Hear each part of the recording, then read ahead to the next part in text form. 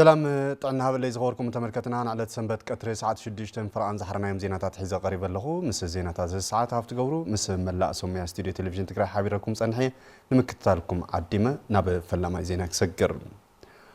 سنه 20 حدن كم تقارو حبيرنا انت تقاليسنا اب حصير غزه كم نعوت زمسكرنا له علتيلو مس تلفزيون تقرا صنحي زغبره تقال لاي غبره صادق غبره عادي تنصبصاب كيروس محاري غبره مدن تولد مدن توصاحي زلو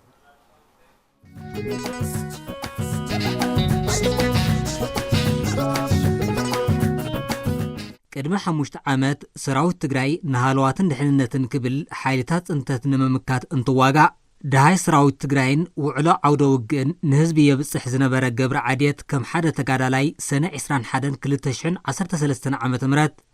ንልዕሊ 8 ኣዋርሕ ዘይድፋእ ዝመስል ገዚፍ ሓይሊ ጸላኢ ዝደምሰስናሉ ስለ ዝኾነ ፍሉይ ክብረለን ይብል ሰነ 21 መዓልቲ ዓወትናን መዓልቲ ሓጎስናን መላ ህዝቢ ትግራይ ዝተሓጎሰሉ መዓልቲ ስለ ዝነበረ ካብኡ ዝወፀ ሰራዊትና ድማ ዘርእዮ ጽንዓት ጀግንነት ንዑታቲና እንዝክር ና ሰነ 21 ንበዓላ ንተዓለት እንተንዝክራት ለና ንኹላትና ተጋሩ ሐሴት ታሕጓስ ከም ተጋሩ ሓቢርና ተቃሊስና ዓወታት ከነመዝግብ ከም ንኽእል ዘርእየና ታሪኻዊ ዕለቲ ነይርሞ ኣብቲ ዕለት እሱ ከምቱ ኩሉ ህዝብና ዝተሓጎሶ ከምቱ ኩሉ ተጋዳላይና ዝተሓጎሶ ሽዑ ኣነ ዘለዓለ ተሓጓስ ተሰሚዕኒ ዘይተመጣጠነ ገዚፍ ናይ ብዙሓት ዓድታት ሓይሊ ብምዃኑ ደባይ ውግእ ከም ዘድሊ ተወሲኑ ኣብ ሓፂር ግዜ ኮራትን ኣርምታትን ከም እንፈጥር ኣሚንና ኢና ኣብ ደባይ ውግእ ኣቲና ዝበለ ተጋዳላይ ገብረ መንእሰይ ሓይልን ነባር መሪሕነትን ተዋሃሂዱ እትውግእ ከም ዘዓወቶ ገሊጹ እዚ ትሽዑ ዝነበረ ሓድነት ትሽዑ ዝነበረ ናይ ዓላማ ሓደ ሰብ ኮይኑ ሓደ ስንፋስ ኮይኑ ኣብ ውሽጢ ይኹን ኣብ ደገ ሰራዊትን ህዝብን ከምኡ ሳለ ዝገበረ እዩ ዕስለ ጸላእት መጽዮም ብዓቕሚ ዘይመጣጠንዎ ጸላእት መጽዮም ኣብ 8 ወርሒ ውሽጢ ጸላእ ደምሲሱ ሰነ 21 ክንርኢ ወፍሪ ኣሉላ ብዓወት ክንክንብት ዝገበረና ደርጊ 604 ኮር ምስተደምሰሰ ንመቐለን ካልኦት ከባብታት ትግራይን ከም ዝለቐቐሉ 2013 ትግራይ ተቆጻጺሩ ዝነበረ ጸላኢ እውን ኣብ ከባቢ 7 ሕጉም ኣብ 100 ኪሎ ሜትሮ ተዘርጊሑ ዝነበረ ሰራዊቱ ልዕሊ 33,000 ካብ ጥቕሚ ወፃኢ ምስኾነን ልዕሊ 15,000 ሰራዊት ምስተማረኾን እዩ መቐለ ዝለቐቐ ክብል ጥበብ ጽንዓትን ጅግንነትን ወለዶታት ትግራይን ስዕረት ትግራይ ዝወረሩ ሓይልታት መምስሳሉና ዘኻኺሩ ተጋዳላይ ገብረ ጻዲቅ ገብረ ዓድየት ቀደም ትግራይ ዳርጋ ዝበዝሕ ትግራይ ሓራ ክወፅእ ዝገበረ 604 ኮር ኣብ ሽረ ምስተደምሰሰ እዩ ተመሳሳሊ ሰነ 21 ንመቐለ ክነኣቱ ዝበዝሕ ትግራይ ሓራ ክንወፅእ ዝተገብረውን ኣብ 7 ሕጉምን ጭላን ከባቢ ካብ ኣግበ ጀሚሩ ኣብ ናይ 100 ኪሎ ሜትር ራድያስ ዝሰፈረ ጸላኢ ብዓብይ ብልሓትን ጥበብን ብወታደራዊ ሳይንስናን ጥበብን ተመሪሑ ኣብ 100 ኪሎ ሜትር ዝዓረደ ጸላኢ ደረጃ ብደረጃ እንዳደኸምካ ናፍቲ ሙሉእ ምድምሳስ ከኣቱ ዝገበረ መራርሓ ስለ ዝነበረ ነቲ ወፍሪ ኣሉላ ዝተዋፅኦ ዝገበረ ኩሉ ህዝብና ሰራዊትና ናይ ሰራዊትን ናይ ፖለቲካ መራርሓ ብምሉኦም ናይ ኩሉ ድምር ውፅኢት ዓወት ስለ ዝኾነ ንወፍሪ ኣሉላ ልክዕ መዓረ ከምቱ 604 ኮር ከምኡ ጌርና ኢና ክነሓስቦ ዘለና ሕዚ እውን ህዝቢ ትግራይ 400 መሬቱ ኣብ ኢድ ጸላእቲ ኣብ ዘለሉ بمليونات زقصر هزبي كام مربطو تمزابيلو أو سجم النهالو መሃያ ሰራሕተኛታት መንግስትን ካልኦት ክልከላታትን እናሃለውን ብሔራዊ ረብሓታት ከይተረጋገፀን ዝድቅስ ህዝቢ ከም ዘይኮነ ሓቢሩ ወላ እኳ ድሕሪ ሰነ 21 ዝበዝሕ ትግራይ እንተ ተቆጻጸርናዮ 40 ሚእታዊ መሬት ትግራይ ኣብ ትሕቲ ጸላእ ኣሎ ዘይተመለሱ ብሚልዮናት ዝቁጸር ተፈናቀለ ህዝቢ ካብ ሙቕ ገዝኡ ካብ ንብዙሕ ህዝቢ ዝሕግዝ ነበረ ህዝቢ ናብ ተሓጋዚ ኮይኑ ወዲቁ ኣሎ መሰል ዓርሰ ውሳነ ህዝቢ ትግራይ ናይ ባዕሉ በዓል ምውሳኑን ገና ይተረጋገጸን ቶም ብሔራዊ ረብሓታትና ኢልና ቀይሕ መስመር ኢልና ዘቐመጥናዮም ነገር ገና ይተረጋገጹን ስለዚ ኣብዚኦም ከም ህዝቢ ሓደ ኸውን ግድን ይዝገብር ክቡር መስዋዕቲ ከፊሎም ሰነ 21 መቐለ ክንኣቱን ክንህሉን ዝገበሩና ስዋዕትና ኩሉ ግዜ ካብ ሕልናና ክነውጾም የብልናን ስድሮኦም ከይጽገሙ ክንሰርሕ ይግበአና ዕላማ መስዋዕቶም እውን ክንዕውቶ ይግባእ ኢሉ ተገዳላይ ገብረ ጻዲቅ بتزامد زينا سنة 21/2013 ዓመተ ምህረት ዘይሃስስ ዝኽሪ ኣብ ልቢ ብዙሓት ዝተሓተመት ወርቃዊት ዕለት ምዃና መናእሰይ ከተማ መቐለ ገሊጾም ወልደ ማርያም ገብረ ህይወት ምስቶም መናእሰይ ጻንሒት ገይረሎ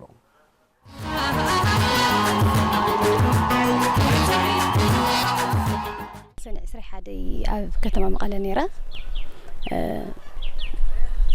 ብድሕሪ እኳ በረኻ ትግራይ ተጋዲለ ያቴ 2014 ወፂ بكبر التسناوت وياه تجراي هم تجراي بصلاة تخيبة لهالليت زمن سيلا صرح النورة أب بركات تجراي يخون أب كتمات تجراي يخون لا صرح النورة صراحتي بتعمي مستنكراو اللي خونه تاريخ تصريحي بو مخنيات عاوت موصي أنا بتعمي دسلي لني كل جزء سنة 21 بتعمي لستاوسه سلازي أنا ياو توصل مثل النور هزنا ያው ሓራ ኮይኑ ዋላ ሞሊኡ ከዚ ሓራ ይኹን ኮይኑ ግን ካብ ግፍዒ ካብ ጥቃዓት ልወፀሉ ስለልኾነ ኣነ ደስ ይልለኒ ኣሻዕቱ ልፈጠረለ ባህታ ለምንታይ እስካ ከጸኒሕ ለተጋደልኩ ልብል ሕራና ይነሩኒ خزلهم عينت من اسي فطيرنا من اسي بعلو لعدي انا يللخوا لهاجري انا يللخوا إلو بالتجاور له صوعيت مسارت بمنقر نمكت يبل عسر شوعات قدلي عمت قدلي ساشح لغونو تسويهم نعيهم 100 شح لغونو أكلهم قولي لهم يوم لتقرأ هزو كولو مالتي نايم حيزو زمان سي ناولد حيزو أو درجة زي أو سحنانا أو زخزلنا بو لك زمان سي بسلامة وقالسي كقالس ديليت حمل الأولى أنا قلت الخيد اللي ما لنا يو فلتيو جزء مريتنا مل بمل حراولي وصلوا تمازالتنا عليه تملس الخينا أو قدر كيندا أو حمام أو موت السقاية من اللونا وزي خاطر حاويرنا لنا نوتشي نا عدوشتي أو تصير لو تجارب بمتحفر فتوتي تجارب زمدنا تاتنا بمستم ياو تمازالتنا زو حرا اللي جزء مريتنا من لاس ياو زوجينا مالتي بزل تجبر لنا صوعيت مسارات بمقار من اسي أنا جرنا ديو مسألة عنا موتيفيشن بمقبر لا بوتو لو زل نور حرانة لو زل نور تنكاري لو زل نور تجري اللي مملس قديت أنا أنا مثلنا هم نسي هذا قاعد بتمسسلي من قصنا التتعايشلو سرعة من قصنا أو الأوجنا له جزء خازون داقم بتوجد إمنا للفتنات ياو فانت إحنا الموسى خازون بلك عن دجاني جنباري خوينا لا تأسسرنا ياو زوجتنا نينا تقراي سعيرة تقراي تعوت تسعر ونسكع متقرشة عوت وفر ألولا أب حتير جزا مغيرو لوطي زمزجبن علم لخص الواز فترن مخانو تجلسهم عزيز تجلس لومي أبلات سراوي تقراي أرمي عسران كلتن بمخنيات حمشة عامت عوت وفر ألولا أب كتما مغلا أب زكايد ومدرخ زتيوم أب تمدرخ عزازي أرمي عسران كلتن تقرلاي جبر سلاسي بلاي وفر ألولا على 11 سنة كل تشحن 13 عام تمرت ساعة 11 قبل 11 كفل سراويت صلائي أبي شوعة حكم استجمر متكعتي كم زنبرة دحر مزغغار عوتو دما مغيرو لوط إذا مزجبن علم لغص الواز فترن مخانو جليسهم مبل حمشة عامت عوت وفر ألولان مبل 38 عامت زخري معلت سماعتاتن تنخبر بصنعات استرخب عوت زلاقنتو كحلو بحدش ونن غصالي لأخن مدلاون مخانو حبيرهم تقرلاي جبر جبر صاد بوغنو حوحات زمرحو إيوه دقن متفاز تتعيش زقعتني حيلي بشم لوطي ناب السلطان مسمصه حزب تግራይ ንምጽናት ምስ ተፈላለዩ ሓይልታት ተላፊኑ 24 ጥቅምቲ 2013 ዓመተ ምህረት ብዕሊ ወራር ከም ዝጀመሩ አዘኻኺሩ ህዝብ ትግራይ ከም ህዝቢ ህልውንኡን ምርጋጽ ናይ ሞትን ሕየትን ቃልሲ ከም ዘካየደ ድሕሪ ምግላጽ ድምር ውጽኢት ኣብ ዝሓፀረ ግዜ ወርሒ ሰነ ዝበዝሐ መሬት ትግራይ ሓራን መውፃን ሓረስታይ ከልምዕ ተዓሊሙ ወፍራ አሉላ ከም ዝተካየደን ገሊጹ ኣብ ሓጺር ግዜ ብዝተረኸበ ዓወት ወፍራ አሉላ ድማ ጸላእቲን ህዝብ ትግራይ ብውግእ ከም ዘይስዕርዎ ዝገምገምሉን ዝገለጹን እንትኾን ህዝብ ትግራይ ድማ መቐይሮ ለውጢ ዘመዝገበን ዓለም ለኸ ጽልዋ ዝፈጠረሉን ዕለት ከም ዝኾነ ሓቢሩ ተቀርላይ ተስፋይ ታደሰ በግዱ ዓወት ወፍራ አሉላ ጀግንነት ህዝብን ሰራዊትን ትግራይ ካብ ምምስካር ሓሊፉ ዓለም ለኸ ጽልዋ ዝፈጠረ ፍሉይ ፍጻመ ምዃኑ መስኪሩ እዩ ከም ጸብጻብ ድምጾ ያነ ትግራይ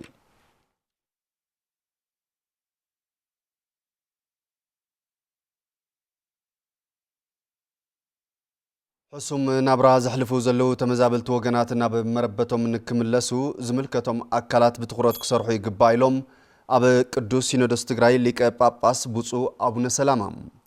ቶም አቦ ኣብ ደገ ካብ ዝርከቡ ተጋሩ ዲያስፖራ ዝረኸቡ ሓገዝ ብልዕሊ 550 ሺህ ብር ዝተዓደገ እኽሊ ኣብ 70 ካሬ ዝርከቡ ን200 ተመዛበልቲ ወገናት ደገፍ ገይሮም ሃፍታይ ባህረ ተወሰኺ ዘሎ ኣይተ ክፍለ ኢየሱስ መስፍንን ወይዘሮ ብርክት መብራህቱን ካብ ዞባ ምዕራብ ትግራይ ተመዛቢሎም ኣብ መዕቆብ ተመዛበልቲ 70 ካሬ ዓቂቦም ዝርከቡ ወገናት እዮም ኣብ ዝሕዚ እዋን እንሕልፎ ዘለና ህይወት ብጥሜትን ጭቃን ንሻድሻይ ክረምቲ ኣብ ስቅያት ንርከብ ኢሎም ከፊና ጸጊሙና ትሪዎ ኣለኹም ኣብ ጽቡቕ ናብራ ዝነበርና ለህዝቢ ንረድእ ንህብ ነበርና ምሰባጊዕና መስከፍትና ገዛና ሙሉእ እኽሊ እትውልኻ መዓት ኩንታላት ተረስሪሱ ዝነበረሎም የለይ ملما نسوي على سلچناس نسوون سلچنا لومي بادئنا زلنا حزس عدنا تتملسنا اي محشن صريحنا لو علنا خوينا نسوك نخون نحنا مالتي بزئي بنفاس بصحاي او زي تساينا ننبر لنا كاوزي محرنا لمسكن كيدينا لزن عبي تسفا نيرنا قد كودو يكون بزبحال ግን لو مخائلنا تتسفانا أنا دحرت تماليسو ببصو أبن سلامة ليك أباس أهجر سفكت أستراليا نيوزيلندن هجرات باسفيكن استجبر لهم دقف بمسكان زلاق مفتحي نام مربتنا من ملاسيلهم في يوم هيومنا نحدث 25 هيومنا خرتي هولنا قم زي لمزون ولادينا مسانا بمعلم طعم جسيب لني هو تزي أنك أنا بزحي واقع أين رخبنا أنا خبرتي طعمنا أنا مسجد بلعلي 550 شح بر استعدق أخلي أبدق كاب زركو منفساو دقم استرخب خمس خونه زغلصو بصو ابن سلامة ليك باباس اهغرو سفكت أستراليا نيوزيلندن هاجرات باسفيكن حزون سقاي تمزابلتي ناوسخه اب طميتن حمامن يركو يلوم قربتي دخون نتن حراسات نتم عبي حمام زلو نتم صقمات قربتي نحدثومن ما انقساقس انتكونكم بزبل بآتهم سمز مسأيمو سلتا مكراخوينكم انهالكم نجزيابشير كي كحدكم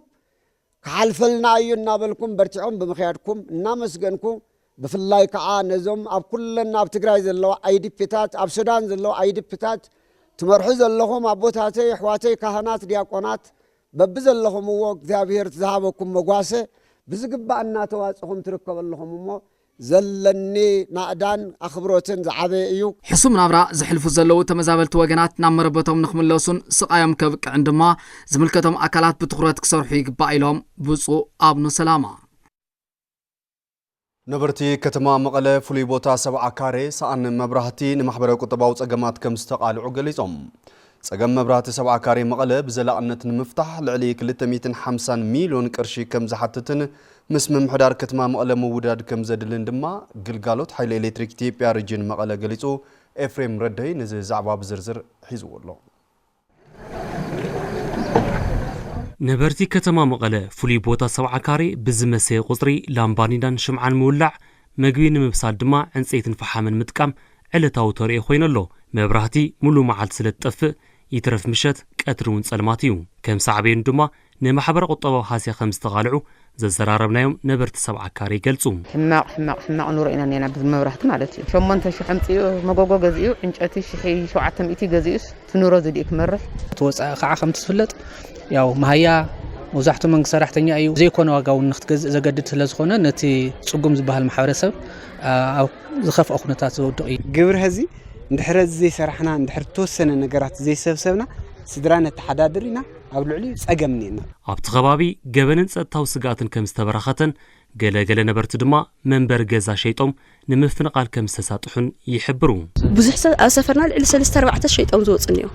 ምክንያቱም ኣሕናለስ ናኦም ኢና ንቕፅለና ሕዚ ቅድሚ 2 መዓልት ንዓና ባጃጅ ኣጋጣሚ ሰሪዖም ወይ ሙሲዶም ጎማ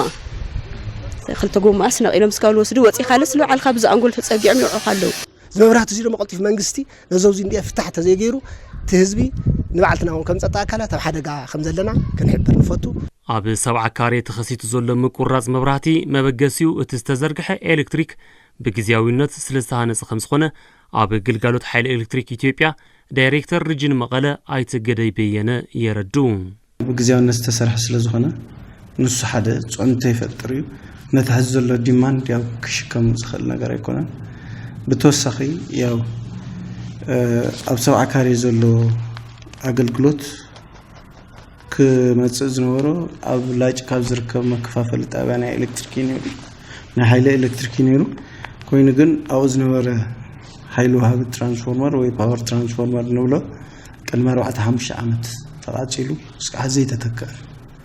ስለዘይተተክአ ያው ንሱ ካብ ኣሸጎዳ ከም መማረፂ ዋላ ብግዝያውነት ስሒብና ኢና ንጥቀም ዘለና ማለት እዩ ካብ ኣሸጎዳ ዘይሩ ብፈለግ ዳዕሮ ገይሩ ናብ ላጭ ኣትዩስ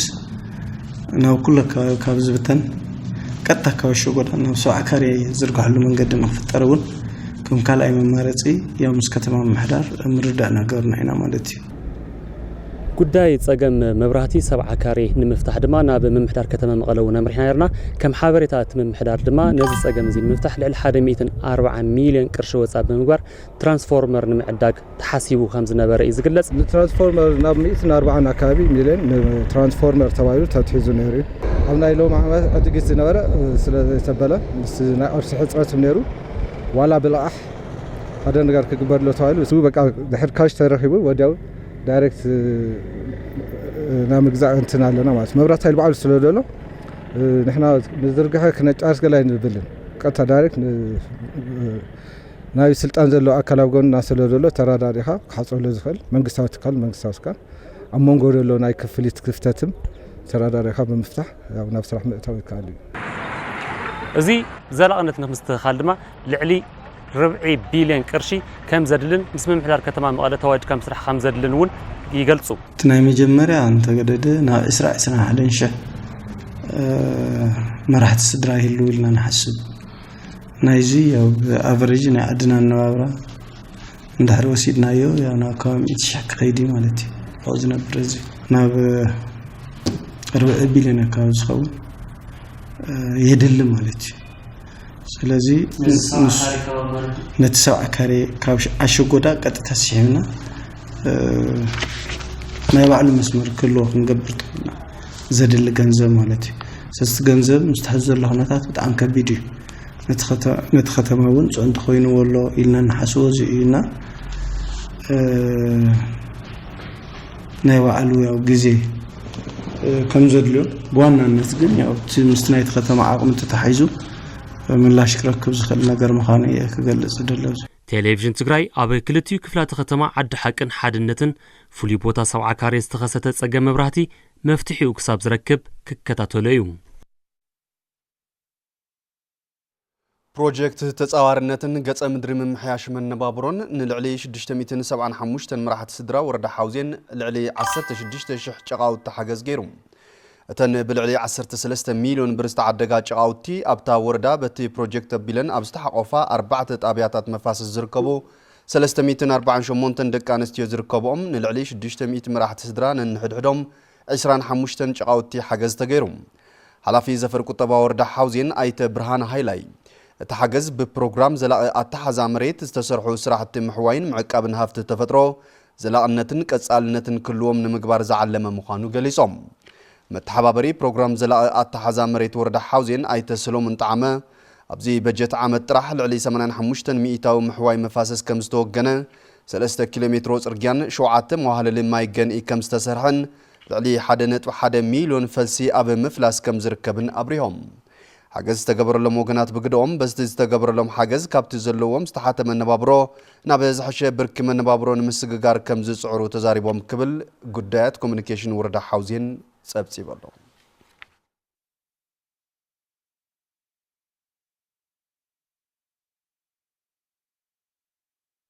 زيناتات سنبت بغطتها أب مكتتال تركب زخوركم التملكتنا نبز أصل زينا كسجركم بإلكتريك زسرحات تشكركرتي كاب بغلت نصا زخونه أገልግሎት نمهابن زغاطم زلو حصرت نداد نمقلالن زلون أبركتو عزز كم زخونه تغليصم زيز تغلصه أبري موتورس مس عقارن لقاحن هورايزن بمتحببار نرابعي زور بإلكتريك زسرحات تشكركرتي نتتقمتي سነ ስርዓት رخكب أبستغبرلو أوانيو ታደለ ዳኘው ንዘዋድዶ ጸብጻብ ኤፍሬም ገብረኪዳን ከምሳብ ካርቦይ أبري موترس BYD زعينتن 12 إندا زعينتن دما 6 እግረ መካይን ንራብዓይ ዙር ን18 ተጠቀምቲ ስነ ስርዓት ርክክብ አሳሊጡ አካይድ ስራሕ ትካል አብሪ ሞተርስ ጨንፈር መቀለ አይተታደለ ገብረ ዝጋብሔር ዘን በኃይለ ኤሌክትሪክ ዝሰርሓ ተሽከርከርቲ ካብ ብኽለት ነፃ ዝኾነ አገልግሎት ንምሃብ ዘጋጥም ዘሎ ሕፅረት ነዳዲ ንምቅላልን ልዑል ረብሓ ከም ዘለዎን ገሊፆም ትናይሎም ማዓንቲ ርክክብ ተሽከርከርቲ መኪና ኤሌክትሪክ ንራብዓይ ዙር እዩ ዝካየድ ዘሎ ያው ብጠቅላላ خاب 18 ዝኾኑ ደንበኛ ኢና ናይ ቁልፍ ርክክብ ጌርና ማለት እዩ እህት ካምፓኒ ወይም ሆራይዘን ብዝባል ዕቃርን ልቋሕን አቢሉ እዩ ናይ መኪና ሽያጭ ወይም ናይ መኪና ርክክብ ዝገብርሎ ማለት እዩ ምስ ዘሎ ናይ ነዳዲ ሕፅረት ኾነ ምስ ቅድም ኢሉ ወይም ንዓመታት ንፈልጦ ብኽለት አየር ይቅንስ እዩ ተባሂሉውን ስለ ትፅቢት ዝግበረሉ ያው ልዙ ተባሂሉ እዩ ናይ ኤሌክትሪክ መኪና በዋናነት ላብ ስራሕ ከናትን ላብ مشت أكنات أنت غير زلمة مالتي. أكيد سرح أقارن لقاحن هورايزن أيت إندراس جبرز جابير بوجنام بحيل إلكتريك زسرح مكاين نزعد جوا جنات كلام فلي عد اللقاح من متشاوي سرح كم زلوا أبريهام. زم تتكلم تزيوم قال يوم 3% قال يوم ون 4% قال يوم ون 5% عقيرهم لقاح تتكلم تقينهم زمانات ناي إلكتريك تشكركرتي ونن تقينهم الله تلازيت 3 عقارة 7% لقاح يوهاولو مالتي 4% عقير دما 3% لقاح يركبولو مالتي 5% عقارة خا 5% تلقيو تا تشكركاريت زوننلو ناي غلغالوت لقاح خيدي يخونلو مالتي محبرسب تግራይ بفلاي كا مناسي عقيرهم لقاح زرخولو عدل سلازلو قصالي عدلومن حلمومن قاعد كغورو لخولو عدل سلاللو اب معقار تخرات كغورو عقيرهم دما تلقيهم تتكمتو خونو يغبا بحيل الكتريك زسرح مكاين زتركبوا وجنات بقدام بتستفتر لهم عدل لقاحن قرب تشكركرتن وننت مكينا بمخانم حقوسات كم زخونو تزاريبهم هورايزن ارغت لقاح مچاچل ليو 50% كاشي خفيله اوطنت بزعم صبوي ስለዚህ ሰው ካቋቆር خلنيو ተማቋር ምዝማን ስለሆነ ካቋቆር ካንሎ ክልቃሕ خلنيو ለሙ አንቲ በመቅራቡ በጣም ሕጉስያ ግን ደሞ ድሕረና ብዙሓት አለው መስሓና ኮይኖም ሊተቀበሉ ሰባትም አለውና ሙሉ ደስታ ልክን ኾን ደሞ ሰባትም ቀበሉ ከለሎ ከወልድ ነፃ አልሆነ ሲስተሚና እንትን ጌርና እና ነፃ ወልድ ስለዝኾነ ብጣዕሚ ለዋጽ ብቱ ዝነበረ ዋጋ መጀመሪያ ብዛኣተና ይውዕሊ እዮም ህይወምና ና ጽቡቅ ቴንኪው ክብል የለሊ ኤሌክትሪክ መኪና ያው በኢኮኖሚ ደረጃ ክትሪኦ ከለካ ብጣዕሚ የለማላለስ ላዳጋ ሓምስለ ላመቀለለ ስለዚህ ያው ናይ ትራንስፖርት እንትን ነፃ ነዳዲ ካብ ነዳዲ ነፃም ስለለኾነት ብጣዕሚ ትሕግዘኒ እያ ልብል ዘሎ ናይ ፀገም ነዳዲ ተሓይዙ ብዙሕ ፀገም ፈትሐይኒ ኢልና ንሓስብ ወመጠን ናይ ከባቢ ኣየር ብኽለት እውን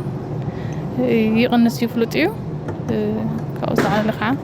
ምቾት ናይተን መካይኑን ብጣዕሚ ናይናቲና ማለት እዩ አብሪ ሞተርስ አቆይሮም ኤሌክትሪክ መኪና ንምውናን ንዝጽበይ ወገናት ንሓምሻይ ዙር ኣብ ቀረባ እዋን ከም ዘረክቦም ድማ እቶም አካየደ ስራሕ ሓቢሮም